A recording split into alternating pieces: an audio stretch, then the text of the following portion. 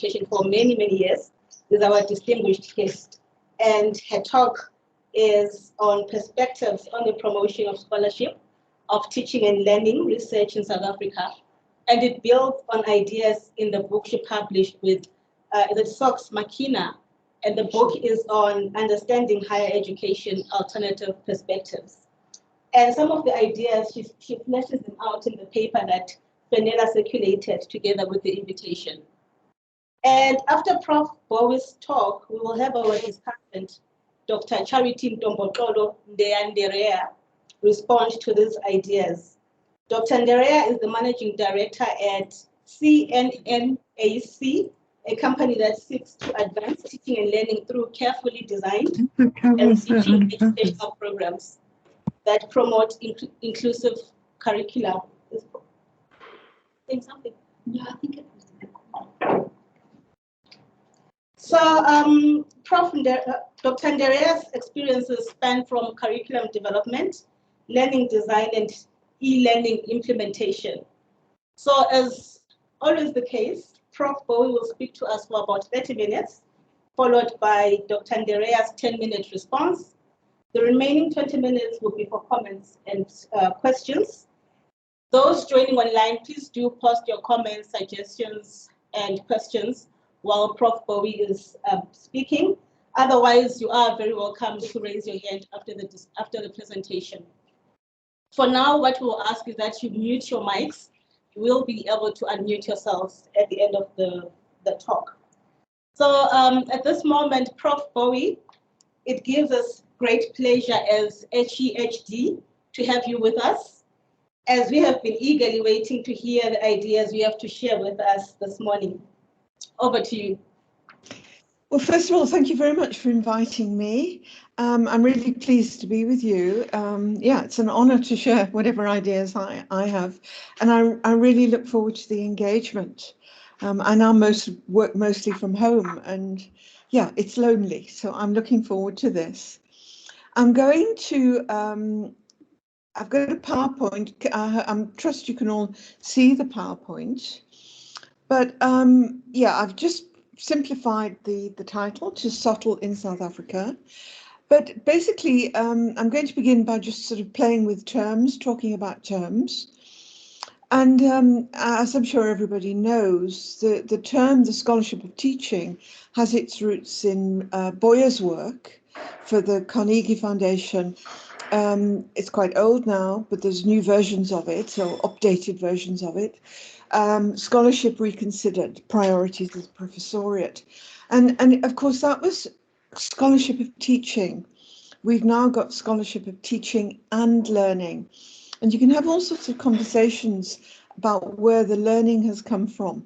And one line of thought is that, you know, we've now got scholarship of teaching and learning, and it's about concerns following growth in higher education systems and concerns about the performance of students. And I'm referring to that in the South African context because, of course, we have those concerns. We've got student performance data, which are very hard to shift, and that they are a matter of concern. So scholarship of teaching, a shift into scholarship of teaching and learning, but it's interesting to look at Jenny Case's work, I think. And Case distinguishes between educational research, scholarly teaching, and SoTL. And she uses a case study. It's a case study of her own work in an engineering class at UCT. When she was teaching the class, so she was a scholarly teacher, but she was also an educational researcher. And Case argues that educational research is a sort of formal activity. It's research, so you conduct it according to, let's call them, the rules and conventions of the particular field that you're in. You draw on considerations of what can count as knowledge, how it can be known in designing a piece of research, and so on. But importantly for Case, educational research research is aimed at knowledge production, not at changes in the classroom. So it's about just producing knowledge for its own sake. It doesn't have an instrumental purpose. In contrast, for CASE, scholarly teaching is aimed at doing something in the classroom. It's about addressing a problem, something that's a quibble in your head as you teach or so on, but it's aimed at doing something in the classroom. But it draws on a range of knowledges, and CASE in her paper, the list of references is at the end. She identifies some of those knowledges. So obviously you've got knowledge of the subject area, this pedagogical content knowledge, and whatever. So big difference between educational research, which is about knowledge production, scholarly teaching, which is about achieving something practically in the classroom. And then CASE, having done that, looked at both educational research and scholarly teaching, goes on to look at SoTL. And she argues that it needs to be directed at objects of research to be a form of scholarship. So it needs it needs to consider what research looks like, formal research looks like in the educational arena. But it can be in the context of teaching and learning challenges. So that's fine. You can draw on teaching and learning challenges, but it needs also to be aimed at knowledge production. So CASE is saying it's got a dual purpose. It's got to be about knowledge production, but it can be in the context of these teaching and learning challenges. Importantly, CASE argues that it's not going to be able to deliver change in the classroom. SoTL won't do that. Only good teaching will do it. So she's then making a difference between the scholarship of teaching and learning and something else, which is good teaching. But as I'll go on and show or argue, all sorts of claims now in the South African context are being made for SoTL. Joanne Forster, my colleague at Rhodes, she's also written on the scholarship of teaching and learning, and she says it's about the practice of individual teachers in context. And she talks about every teacher is an individual teaching a particular subject in a particular class to a particular group of students at a particular institution, and so on and so on. So it's very much about the context bound nature of practice that Forster is interested. And she said it builds knowledge of how teachers address challenges. She's not saying it's addressing the challenges themselves, though. It's about building knowledge of how teachers address challenges. And one final piece of work that I'm going to draw on is Boughey, Leek and McKenna, Kasturi Boughey, Leek, Sue McKenna, who did an analysis of the teaching awards in South African universities. They're often called Teaching Excellence Awards. And of course, there is a national award, which is jointly offered by the Council on Higher Education and HELTASA. And what they do in that paper is it's basically a discourse analysis of all the different discourses in the criteria for these awards at a national level and at institutional levels. And of course, they draw on this idea of excellence, that very notion being problematic. People like Reddings and others, and Ron Barnett, they talk about it being an empty word. It doesn't actually mean anything. We just sort of throw it around. But needless to say, we've got these teaching excellence awards in all the universities nowadays. And I think that most of those are about trying to encourage people to be interested in teaching. Boughey, Leek and McKenna don't do this, but I'm pretty sure that if they looked at the history of awards in the institutions, they'd find that research awards preceded the teaching awards, that people were being recognised for their scholarship as researchers before this later category of awards going on. So that's just some background, some playing with terms, and particularly, you know, the scholarship of teaching and learning versus educational research, scholarly teaching. If you bring Forster in, good teaching, which she's defining as being context dependent, and then Boughey, Leek and McKenna bringing in this idea of excellence, which is sort of empty. Now, what's going on in South Africa? Well, as I indicated, we've got poor student performance data. You've only got to look at the annual vital stats series published by the SARChI-HEHD. And they show that the patterns in student performance are persistent, they're hard to shift. And over again, we see the same thing. And it's more, you see slight moves, but the patterns are still there. What those data show is that regardless of the university of which they're registered, the subject area they're studying, or the level of qualification or program in which they're enrolled, Black students aren't doing as well as their white peers. Now, Sue McKenna and I argue in our book that if you look at that, you have to start asking questions about how you start to understand student learning. And we argue very strongly that you can't then start understanding student learning or successful learning as dependent on what we call factors inherent to the individual, like intelligence or motivation. We say that you can only understand the data by looking at institutions themselves, at looking structurally and culturally at what's privileged and what's not privileged. So we've got that performance data, and it's written about a lot. It's not only the SARChI-HEHD that shows it, those patterns, you get other analysts doing it as well. And then you get the responses to the performance data. So one big response is the Department of Higher Education and Training's University Capacity Development Programme. Now that's putting a lot of money into the South African system.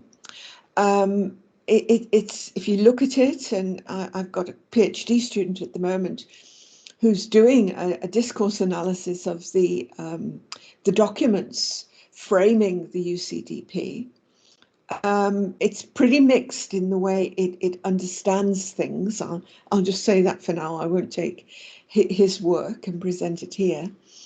But it's very much seeing the improvement of teaching as a response to student performance. So if you can improve teaching in the universities, you'll get better student performance. Okay, I think we have to question that. Boughey Leek published a paper, when was that, about 2018, where she showed attempts to improve teachers' performance using courses in universities, even though the people who came through those courses had lots of ideas about how they wanted to change their practice. They were often stopped from implementing those ideas by all sorts of other things at institutional level. So you see money in the UCDP for staff development, but they also put money in for the scholarship of teaching and learning. And one of the things my PhD student is doing is looking at what this subtle money is actually being spent on. Be very interesting to see that. It's actually quite hard to get data out of universities, but he's looking at that. So we've got a big initiative, a big national initiative, spending money in an attempt to try to enhance the university system, but when you look at it, it's about student performance as well. We've also got the HELM project, or program run by USAF, and that's using CETA money. And that's about to start next year in earnest. And I think the last figures I looked at, they've got 30 master trainers, that's the term they're using, training university staff in universities across the country in an attempt to make them better teachers. And if you look at that documentation, you'll also see the term SoTL floating around there. One other thing that I think is important in the South African context is the incentivized funding formula, the 2004 funding formula. So what that does is it rewards universities for getting students through a program of study in so-called regulation time. So if you can get students through a three-year bachelor's degree in 3 years, you'll get the maximum funding. It also rewards research, and it rewards research as publications. So a single journal article will bring a unit of subsidy into the universities. So what's the result of this stuff that's going on in the South African context? Well, I think we've got a new cadre, yet another new cadre of so-called academic development practitioners. And one of the things that I think is very apparent in the field of academic development in South Africa is that we're bad at growing a stable body of practitioners.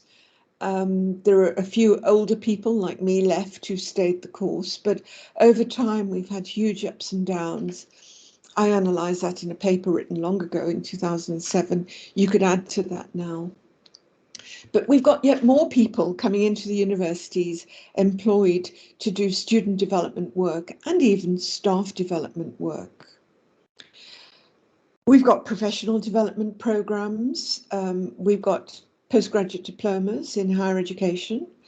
I think most universities now have got those accredited. So they're generally run from teaching and learning centres, and they're aimed at developing university educators in their professional capacity. I've already mentioned USAF's HELM project or program with these 30 master trainers, and it's something like 600 staff that the 30 master trainers are working with. But interestingly, we've also got universities themselves promoting SoTL. And when you look at what they're doing, it's often being promoted in the research arena. So it's being promoted as a way of the university developing its research profile. It's basically increasing its publications and its research profile. Before the pandemic, I did something at Central University of Technology, and they were doing it there. I know Walter Sisulu University is doing it. So the universities themselves are promoting SoTL as a means of developing their research profiles. Another thing that I think is happening is that individuals are seeing SoTL as a private good. So if you look at criteria for promotion, most universities now will have a set of teaching criteria. Often those teaching criteria will include the scholarship of teaching and learning, and individuals need to have a teaching portfolio and so on and so on. So you see that coming through. It's paying attention to it, however you understand it, will give you a leg up, as it were, in the promotion stakes. But it's also, very importantly, about getting those publications, about getting the publication count. And Matama, Evelyn Matama, this is her PhD. She identified a discourse, and this was in a group of historically Black universities, where she was looking at what constrained and enabled research production. And there was a whole set of ideas about teaching. And she sums them up with this phrase: you're teaching anyway, just write it up and get a publication. So the focus is on getting the publication.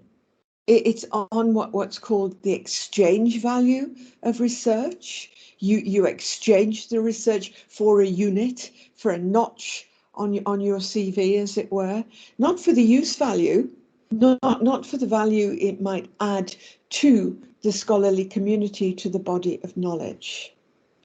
So I think Matama's identification of that discourse at this group of universities, that speaks to both individuals using it, SoTL as a private good, and institutions using it to build their own research profiles. But I want to turn now to the work that I've just done.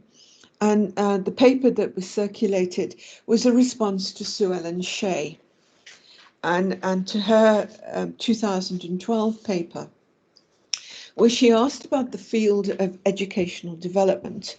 And it's different, but it's also the same, as it were, because a lot of people who work in the field of educational development, and I consider myself to be one of them, would also consider themselves to be doing research in the scholarship of teaching and learning. Now, Sue Ellen draws on Bernstein's distinction between horizontal and vertical discourse. So horizontal discourse is about everyday common sense experience of the world, seeing the world in everyday common sense terms. Vertical discourse, rather, is about systematized, theorized bodies of knowledge, understandings of the world around us, which can travel across multiple contexts, can predict worlds that don't yet exist, and therefore have been termed powerful because of this ability to make sense of more than just a space that we are in at any one time. Now, Shea argues that if problems are to be reconceptualized, and to get what she means by reconceptualized, you have to go back to the whole story of the student performance. And you know, we've got these persistent patterns. We haven't managed to address poor performance. So she's arguing you've got to reconceptualize the way we're attributing the poor performance. So if we are going to reconceptualize, for example, poor performance, we need to use theory as a lens to see something differently. And what Shea is doing there, obviously, is drawing on Bernstein again, and his understanding of a horizontal knowledge structure, where segmental in nature, where you can use a number of theoretical lens to look at the same problem or issue, or equally you could use different lens to look at the same thing. So she's arguing for the need for this systematized, theorized knowledge. She's saying it would involve a horizontal knowledge structure, which means taking theory, looking through the theory at a so-called problem, and seeing the problem, or whatever it is you're looking at, differently. Okay, now Sue Ellen also argues that educational development isn't, or this was 2012 when she wrote the paper, She said it wasn't producing the systematized knowledge. Rather, what it was doing was producing what she called codified practice. And Shea draws on Gamble's work, and Gamble makes a distinction between procedural knowledge, which you'll see on the left, and conceptual knowledge, which you'll see on the right. Conceptual knowledge is what I've just talked about as Bernstein's vertical discourse, systematized bodies of knowledge that will allow us to make sense of multiple contexts. They'll travel across time and space. And she says that it's possible to identify two kinds of this. She calls it conceptual knowledge, but it's Bernstein's vertical discourse. She says you can identify conceptual knowledge, which is pure theory. And then she says the other kind is proceduralized conceptual knowledge, which is applied theory. Okay, so let's set that aside, because Shea says that's not what people in educational development are producing. They're working rather with procedural knowledge. And following Gamble, the argument is that procedural knowledge can be distinguished. It can be divided into two types. You can have procedural knowledge, and that's everyday knowledge. So if I'm describing how to boil an egg, well, okay, you switch on the gas, you put water in the pan, you put the egg in the, and so on and so on. Do this, do this, do this. Procedural knowledge. She then says you've got principled procedural knowledge. And Gamble's example draws on a cabinet maker, an expert craftsperson, who, you know, in designing a piece of furniture, they have principles in their head. They've got principles on which they will build the piece of furniture. They know about what kind of wood is appropriate. They'll know about how dry the wood has to be. They'll know about the design of the piece of furniture and so on. And their manufacture of the artifact will draw on these principles. And Gamble describes that as codified practice. Okay, so what Shea argues is that's where we are. That's where the educational development people are. They are producing this codified practice when actually they need to be over here. They need to be producing conceptual knowledge if they're going to reconceptualize these problems that we just can't manage to shift.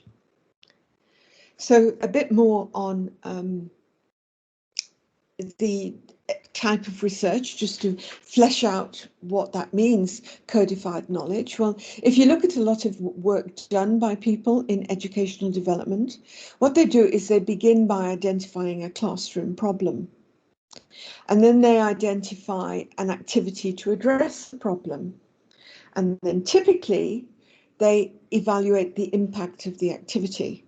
And they'll often do that by collecting feedback from students and possibly peers. And Garraway and Bozilek call that show and tell.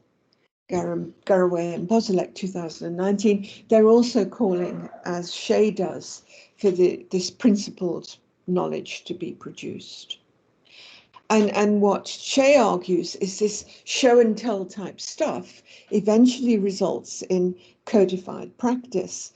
And she uses the example of assessment. So, okay, the problem is students don't do well in assessments. So let me tell them very clearly what the criteria are for my assessment. And then I'll explain those criteria to the students. The students will then try to produce a task using those criteria, and I'll mark against the criteria. I'll grade their performance against the criteria. So from that, you get, if you like, an approach, criterion referenced, outcomes-based assessment. It's how to assess. First of all, you look at your learning outcomes, then you identify the assessment criteria associated with the outcomes, then you. And this codified practice is then taught in formal courses like postgraduate diplomas and so on. Okay, I'm coming to the end now. So what I did was, in the paper that was circulated, I revisited Shay's work 10 years on, and I did this as part of another project for Shuri Matala, the SARChI chair at the University of Johannesburg. So I was asked to do a literature review on teaching and learning, research on teaching and learning. And what I did as a result of that literature review was I was able to identify work drawing on major theorists in South Africa that has reconceptualized problems. And some of that work that I cite in the bigger literature review for the SARChI chair is the work done in the centre at the University of the Free State, all the work using capabilities. So I'd argue that that's an example of using theory. You use the theories to look at something like a lens, like looking through a pair of glasses. You look at something and you start to see things differently. Okay, and as a result, you start to build this conceptual knowledge, which will then travel across time and space. I've just mentioned the work at Free State, but you could look at other work as well, and you can identify a number of theories. Shay herself, along with Javits at UCT, used Bourdieu to look at assessment. At Rhodes, my colleagues and I also use the work of Margaret Archer quite a lot to look at all sorts of things. You also see legitimation code theory now being used to look at curricula. But what's really important is that the work has been produced at a small number of universities by a small group of researchers. It's not uniform. It's not going into all the universities. I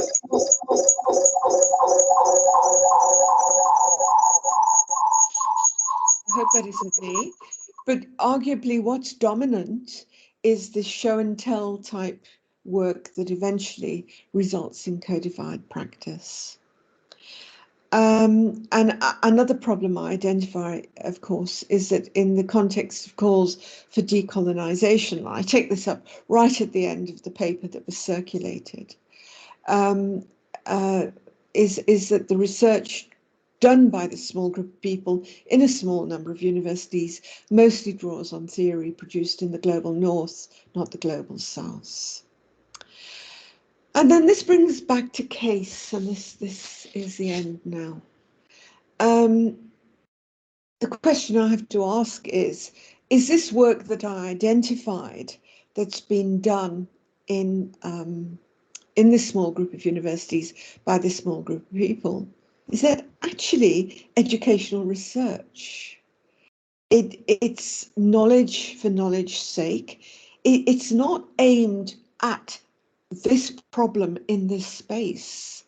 It's like, let's produce the knowledge, let's produce the understanding. And there it is. There is your theorized statements, your systematized body of knowledge.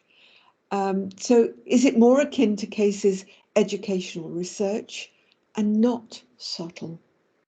Okay, maybe, and remember, if I go back to Case says that subtle is, it has to draw on research. Where am I? Where's Case? I'm just going back through my slides here. She says it needs to be directed at objects of research, so it needs to draw on educational research. It can be in the context of teaching and learning challenge, but it needs to be aimed at knowledge production. But I'm still thinking the SoTL that we see in this country is not about knowledge production. It's more about addressing particular problems and producing codified practice. Okay, so I don't have any answers. It's just what I've done is, this is my thinking at the moment about where we are with SoTL. But I suppose the implications are, I've already said that, there's the references. The implications are for all sorts of things, but maybe I should just go back to there. What's happening in the rest of the country? Where is the SoTL? But importantly, where and how are we being shaped, or are people trying to work with this being research and trying to actually improve student outputs, improve, and I'm using an output there in the sense of a better deal for students. We want students to succeed, of course we do. We want them to flourish in our universities, to thrive, and not simply endure their time there. And we want them to see the use of their learning in ways other than simply, as a means of getting a job and earning money. I would want them to be able to do that. So what does it all mean for the bigger purposes of educational research in this country more broadly, and SoTL, and so on and so on? But I'm going to pause there now and end, and I'll come back to you. I hope I haven't gone over time.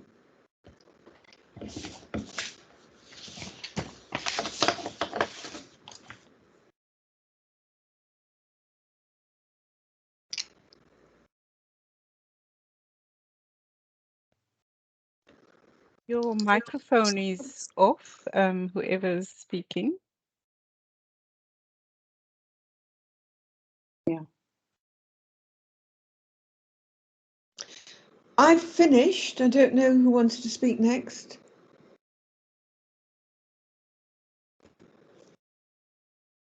Structure person.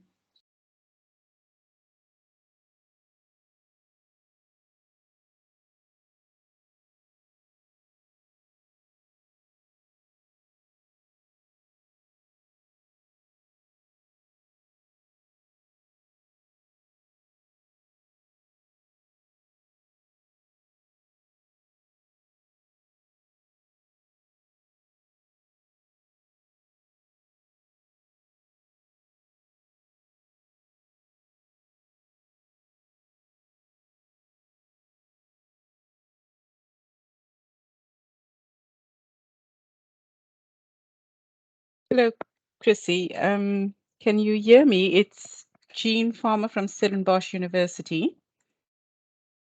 I can hear you, Jean. Hi. Chrissie, I'm just, well, I was keeping my question until later, or my comment until later. I thought someone else would be Please speaking. do keep your question and comment until later. We've got a discussant. Oh, okay. All right. Yes. I was just trying to break the silence as well. Oh, no. We're giving the discussant about a minute to see if we can connect with her. Yeah. Hello. Just go ahead, Dr. Ndeya. Hello. Can you hear me? Yeah, loud and clear. Oh, thank you very much. All right. Good afternoon, colleagues. Tifanella and the Brown Bag organizing team, thank you for inviting me to be the discussant for today's talk. It is an honor and a privilege to participate in this talk, especially to speak on Chrissie's presentation. Prof, it is a pleasure to meet you, and I have been enriched by the wisdom that came through the presentation. I hope everyone who has been listening has taken something to digest, assimilate, and act upon.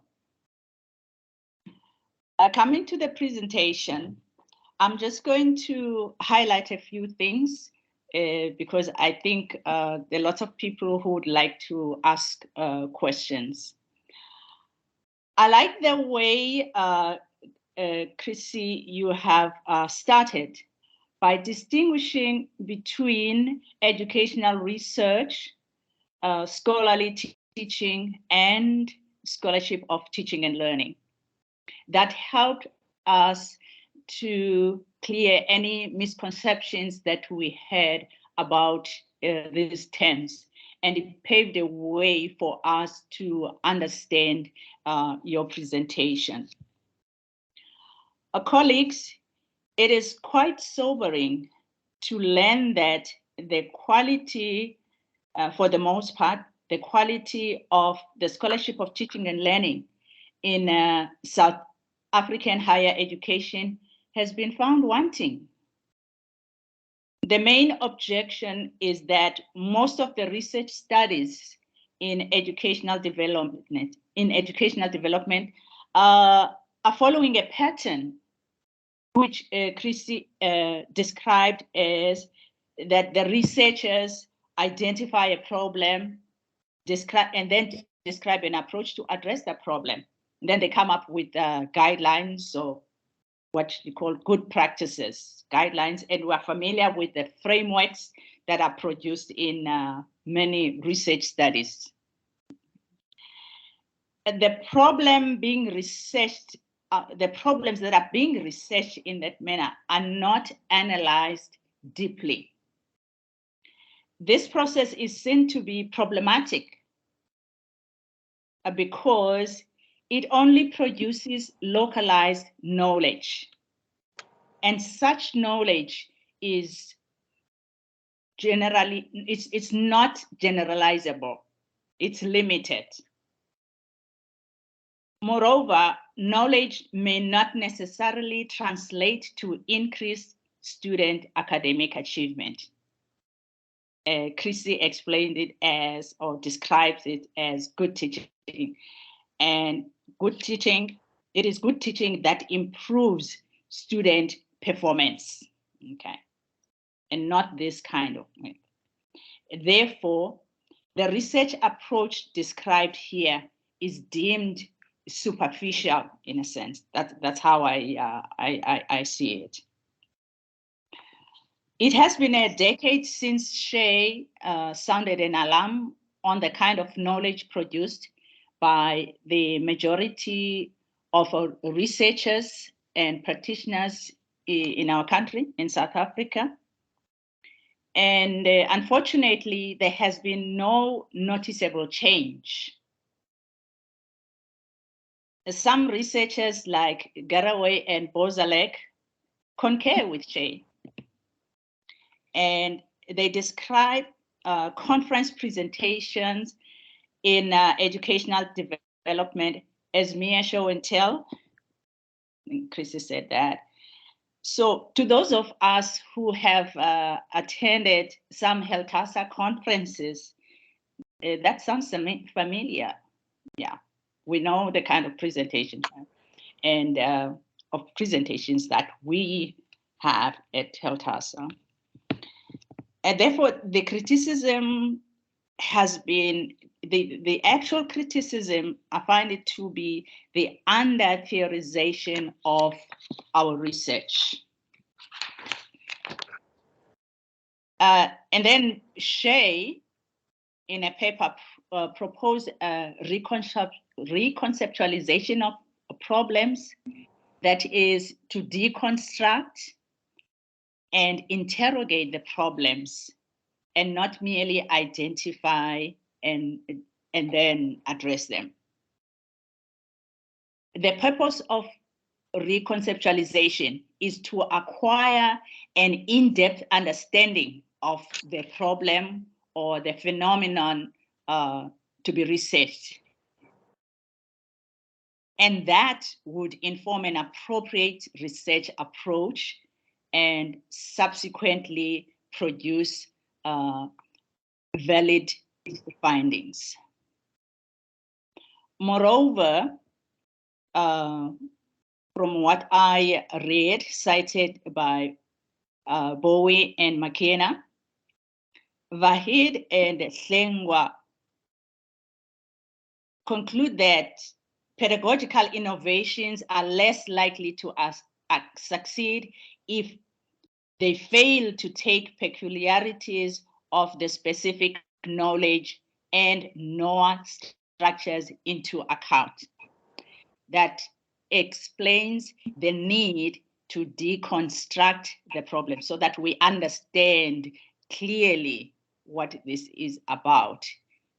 I think that's what these peculiarities of the specific knowledge that we want to research, we want to produce in building the theory. We need to interrogate the problems or the phenomena.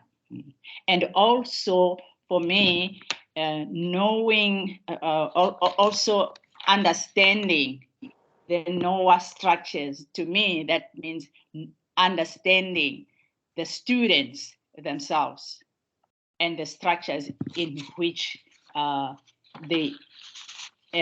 which they emanate.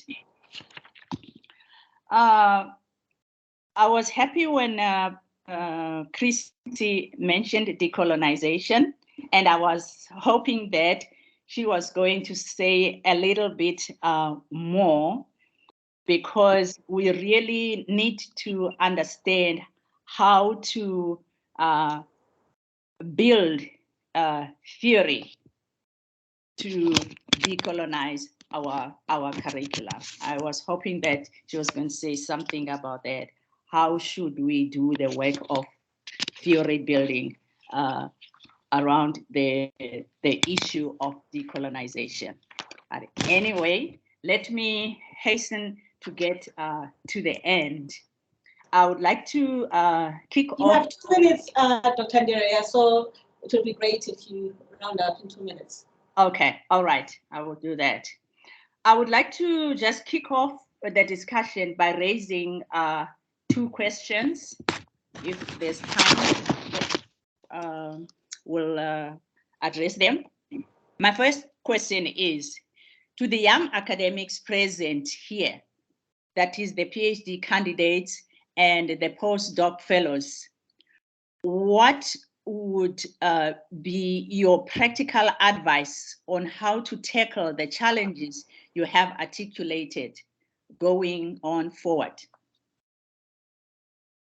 And the second question is, what is the role of the centers or institutes for teaching and learning in theory building at South African universities? Thank you. Great. Thanks very much, Dr. Ndeya. At this point, I think I would allow Prof. Boughey to respond to you, particularly the part on decolonization, if she wants to respond. Otherwise, I'll open the floor for questions. I won't say very much about that. I had some ideas at the end of my paper, which was circulated, and it was more about building theory for pedagogy. But I just to say one thing, I'm very drawn by it's Siseko Khumalo and Veli Mitova, who argue that the work of building theory has to be a task for African scholars, and it's going to take at least the next decade. And yeah, I can't build decolonized theory, so yeah, there's a real challenge there. I'll stop. That was it. Great, thank you. I think I'll open the floor for the ones online as well. I know Lynn wanted to ask a question. Do you want to go ahead with the question?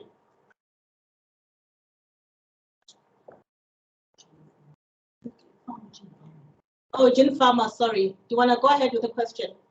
Oh, thank you. Thank you very much. Yes, thanks to both speakers for raising pertinent issues.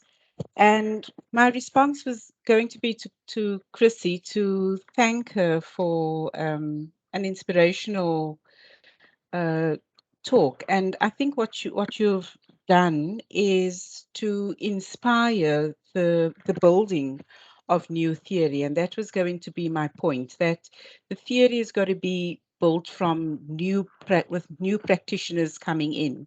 But where are we going to start with guiding the new practitioners if so much of the theory and what is being published is in fact coming from the global north?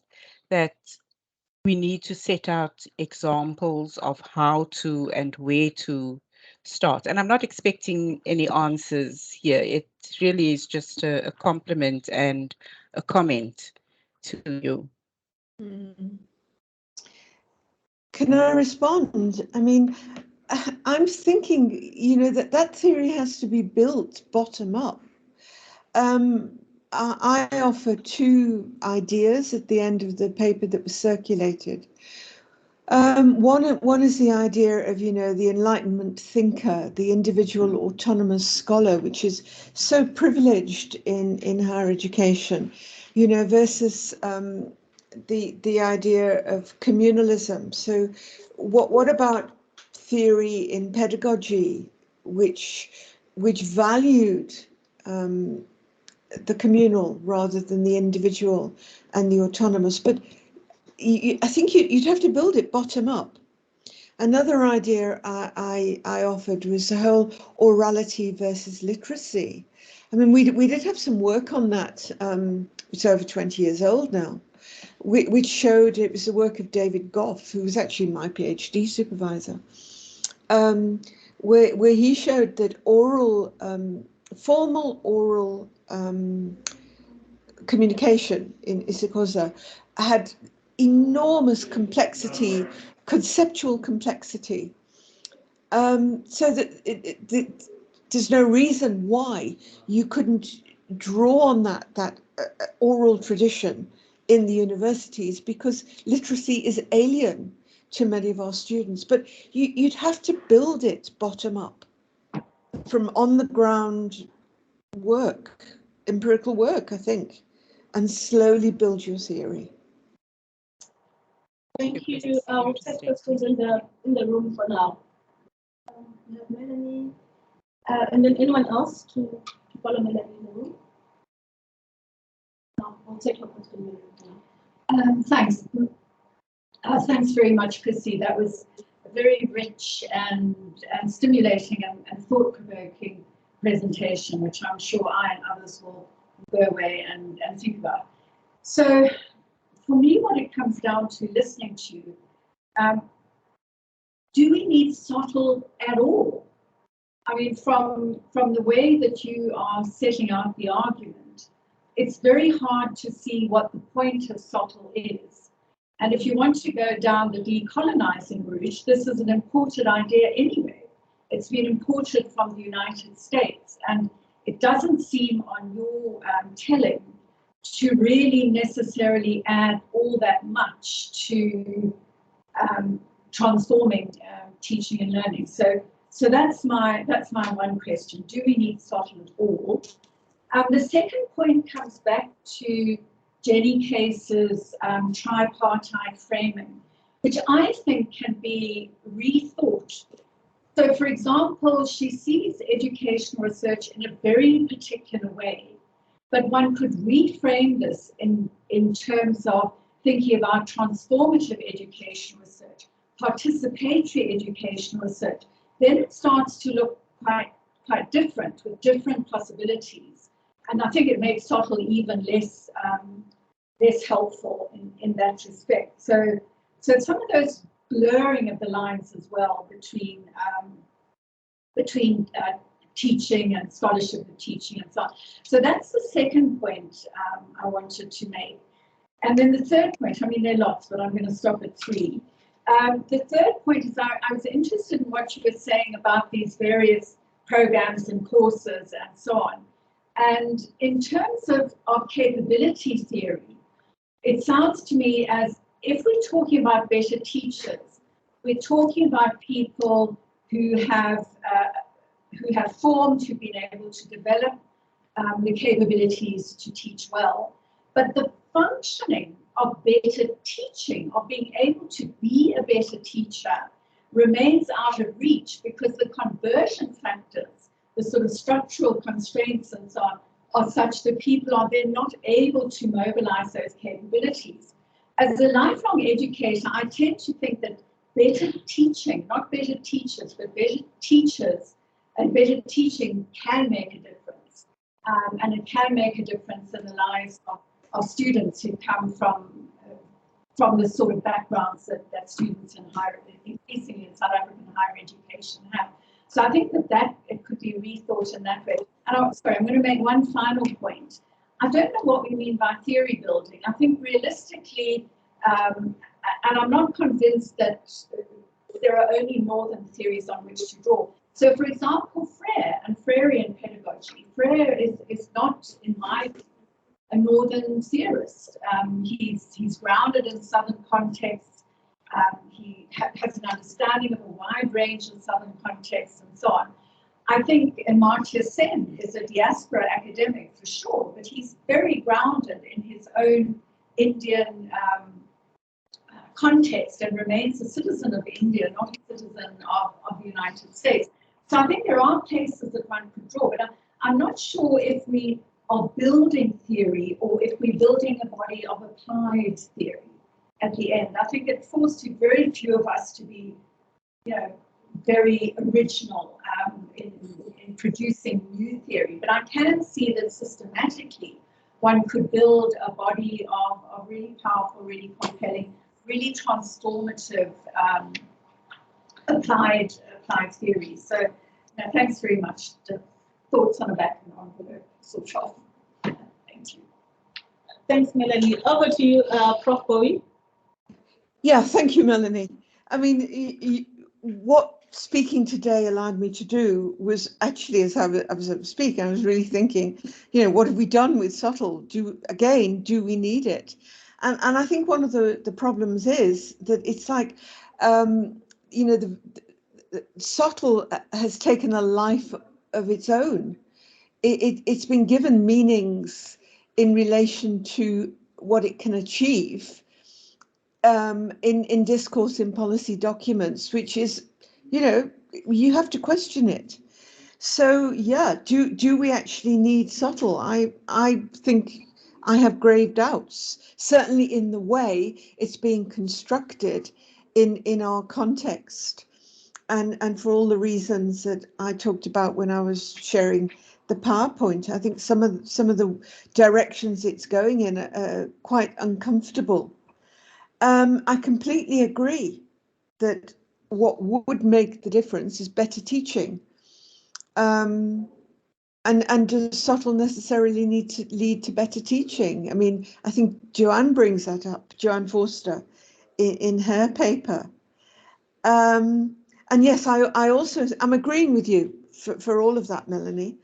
I think that what we can do, we would be doing if we can get more of it, is build a body of applied theory. That's what we could do.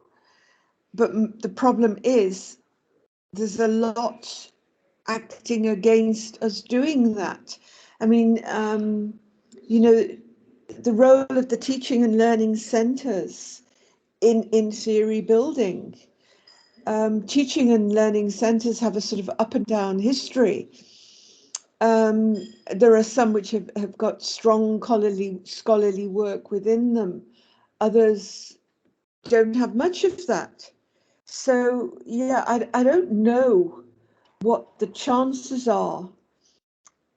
It worries me that we might end up with this building of applied theory. It's still being centered in a few places. It won't go wider than that. Maybe there's nothing wrong with that, but it would also require us to think hard about what we looked at as we were doing this work. But basically, Melanie, I'm completely agreeing with you.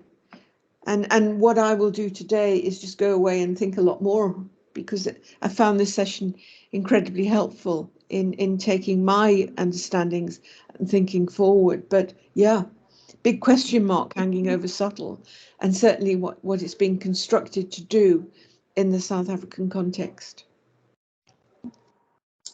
Great, thank you. The time is 1:01. Is there any burning question here? If there's no burning question, or if someone is thinking of a burning question, I would like to acknowledge Alison's comments. It says the idea that structures influence the success of students is important. It makes us realize that we need to pay more attention to the structures if our scholarship is going to make a dent in student attrition. Thanks, Alison, for that comment. Whenever does have a burning question, please do go ahead and then you can close. Well, it's not a burning question. Well, it is. It's a burning question in my mind, and it's one that doesn't have an answer. And I think all of the comments have fed to it. But I think, Chrissie, in your presentation, the reading the paper, the discussion, I think the question that really comes to me is, we're talking about all of this, and you talk about Bernstein's vertical discourse, and that should be transferable. And then when we're talking about how we're going to do decolonization or transformative teaching and learning, and we have to convert research into practice in the classroom, and the individual learning outcomes into action in society and societal change. And my question is that if we're not even doing that within disciplines, how do we address it transdisciplinary? Because everything we know that we're calling for transdisciplinarity and cross collaboration between universities, which might take things from a privileged university to another one. But I'm not even sure how we begin to do that. And I know it hasn't got an answer now, but that's my burning question. Yeah. I'm not going to go into transdisciplinarity. Yeah, I mean, one last point about SoTL is I find it really interesting that you, certainly in the program, the PhD program I'm involved in at Rhodes University, we've had a lot of people coming forward from the UOTs. I supervised a student from somatology. Do you know what somatology is? Basically sort of, beauty and health stuff. And if you look at somatology, what's it got in it? Well, Bernstein would probably call it a region, It's got anatomy, it's got some chemistry, because it's got to do with the chemistry of the skin and, the structure of the hair and all that sort of stuff. But it had, and then you've got the practice of somatology, which would also draw on sociology and psychology. But people come forward and want to do a PhD in teaching and learning of something like somatology or whatever. Dental technology would be another one.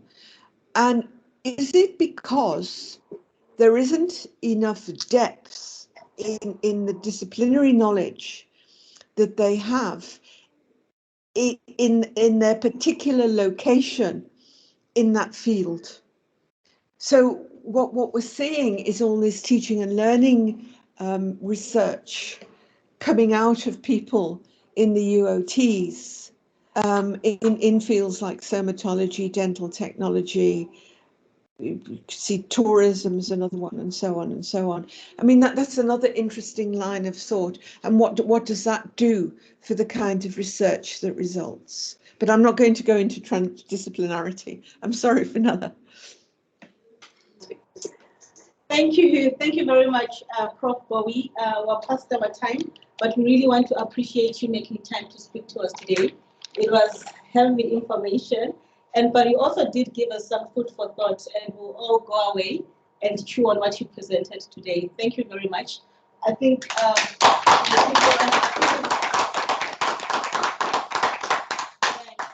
and thank you to the online team who joined us. Goodbye from us. Go well, everyone. Yeah, thanks, Charity. Thanks so much. Bye. Bye.